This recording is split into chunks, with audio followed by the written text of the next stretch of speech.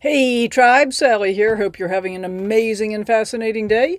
I know I am. Before we get started, I want to briefly address something, which is that even though I'm talking to you in real time from the banks of the Missouri River, there are still quite a few travel stories coming before we actually reach this point in the travel series. As most of you know, I make several different kinds of videos here on this channel, and I share travel adventures, cooking videos, RV tips and tricks, and occasionally some reflections about life and what this journey continues to teach me. The travel videos always appear in chronological order, but sometimes one of those other lessons shows up and feels important enough that I don't want to wait weeks or months to share it. This is one of those moments. So let's roll the intro, and then I'll tell you why. Wake up with the sun in our eyes. Sally forth, no need for goodbyes. Journey calls, let's roll the dice. Every mile a new surprise. Welcome back. For the last few days, I've been parked beside the Missouri River near New Haven, Missouri. Originally, this stop was supposed to be pretty simple.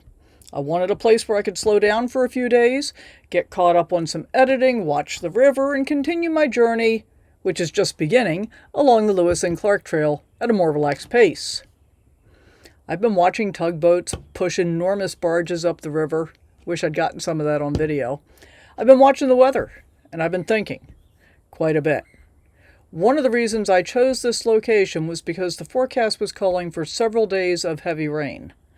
The spot I selected was on a hard-packed gravel road about 25 feet above the river.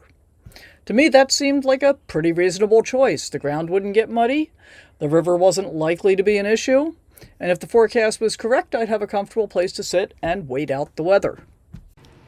Based on the information that I had at the time, I think it was a good decision, and that's really important, because what happened next wasn't the result of a bad decision, it was the result of new information arriving. At first, the concern was simply rain. Then there was a flood warning. Then a tornado watch. And later, a tornado warning. As conditions changed, I started looking at my surroundings differently. I noticed that I was parked under trees. Well, I knew I was parked under trees, but I noticed it more directly.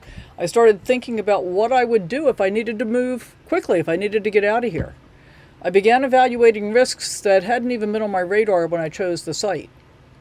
And eventually, I moved Henry to a different location nearby, not because my first parking area was wrong, but because the situation had changed.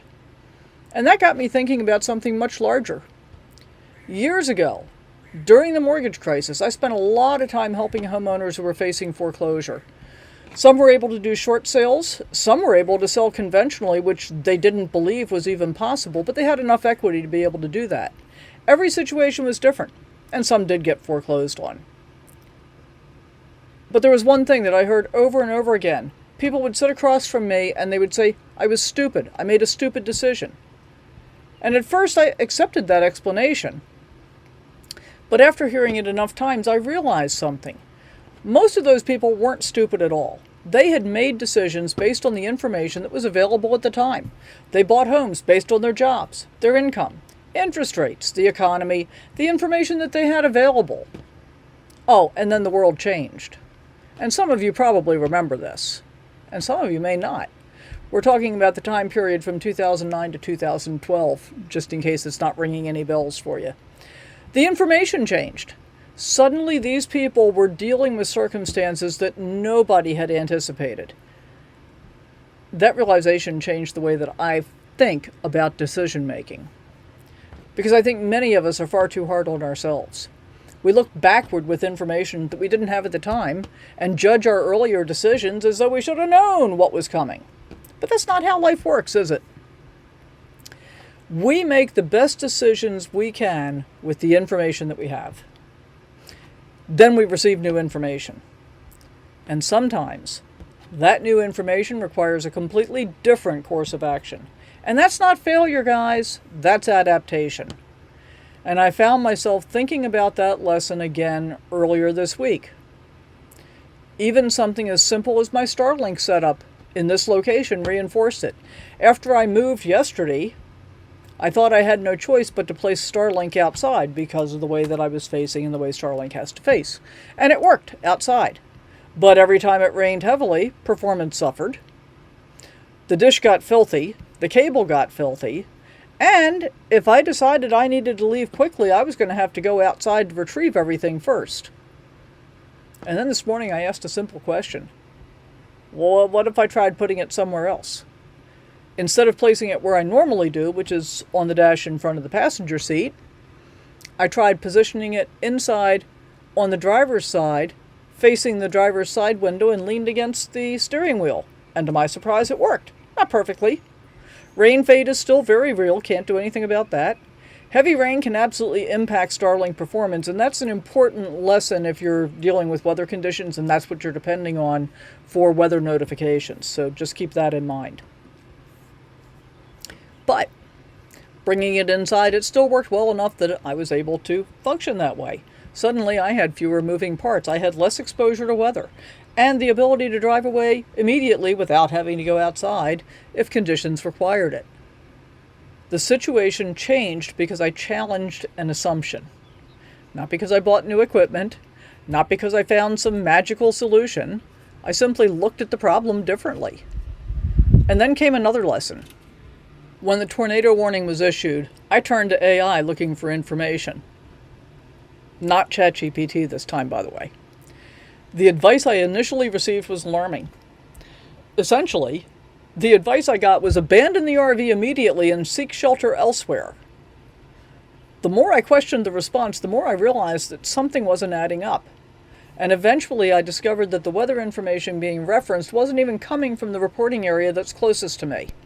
And that led to another realization. When you're traveling, it isn't enough to know where you are. It's really important to know what county you're in, what communities are nearby, where the weather information is coming from, and how conditions in neighboring areas may affect where you're headed next. Again, it wasn't about making a bad decision, it was about gathering better information. And the better the information became, the better the decisions became. And so as I sat here, watching the Missouri River, I found myself thinking about Lewis and Clark.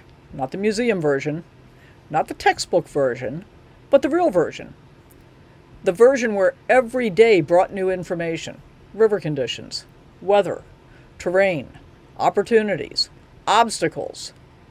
The expedition wasn't successful because they had a perfect plan. It was successful because they continually adapted the plan as reality unfolded around them. And sitting beside the Missouri River during several days of changing weather may have given me a more authentic glimpse of that reality than any museum exhibit could.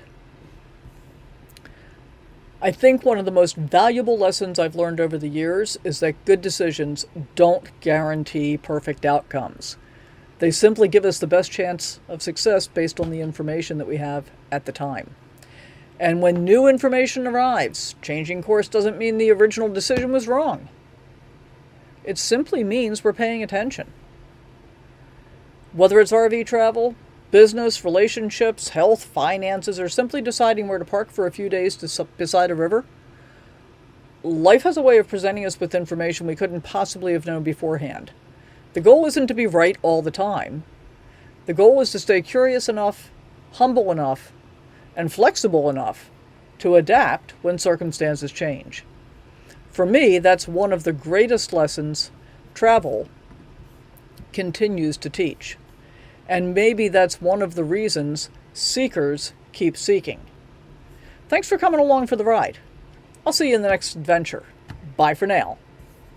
Wake up with the sun in our eyes. Sally forth, no need for goodbye.